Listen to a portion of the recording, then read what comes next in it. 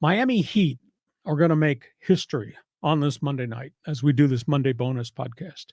Miami will either be the first play-in team ever to get to the NBA Finals, or Miami will be the first team in NBA history to blow a 3-0 lead in a playoff series and lose. Because the teams that were down 3-0, their composite record in those series is 0-150. Wow. If Boston beats Miami, first time ever. So Miami is either going to play themselves into history or they'll be embarrassed by what history they set if they lose this game. The flip side of that is that guy, Nikola Jokic, and those Denver Nuggets. Do you know they don't play the first round till Thursday? Denver will have had 10 days off. Wow. Since they eliminated the Lakers in the Western Finals.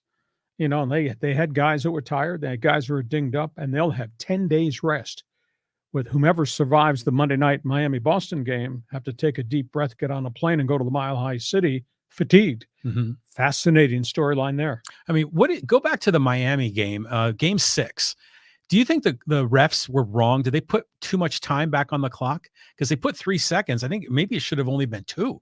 But what a crazy ending that was in game 6. I mean, who could have thought Derek White playing amongst all those big guys would find a way to weasel his way in along the baseline. He had a clear path. Up. There was no one in his way. Yeah. I mean, what a blown opportunity.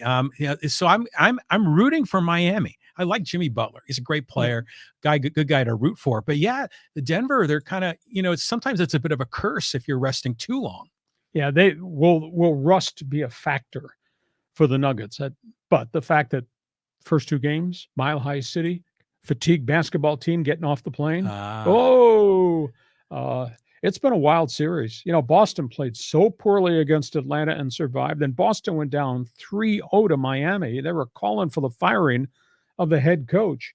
And now all of a sudden, Boston is playing possessed, and they're playing the way that they played during the course of the season. Their bigs are playing really well defensively in the paint and in along the baseline.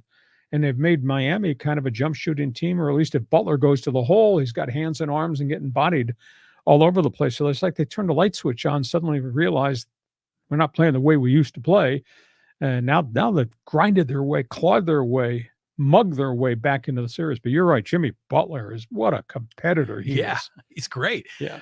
So, I mean, what's your take on the Celtics? I mean, they're like the Lakers. They're always competitive. They're winning all the time. Do you ever get tired of certain teams always being, in the finals or near the finals? Well, Boston had been building this forever and ever. Danny Ainge stockpiled just a truckload of number 1 picks, and the whole theory was it's going to bring Boston back, and they're going to be a cornerstone franchise. And never quite got there. And then Ainge got forced out, and Brad Stevens, who had been the head coach, stepped into the GM's chair, and they've got kind of a unique combination of players. I mean, it's just Tatum and Brown are the superstars in Boston, but boy, they got complementary people that are in the starting lineup or coming off the bench that make things happen. I think Boston wins against Miami. I think Miami goes on the record book for the wrong reasons, but Boston will be fatigued, and then they're going to have to go face the big guy. It's not going to be easy there. Okay. I agree. It's tough to win game 7 in Boston if you're on the road. Okay, before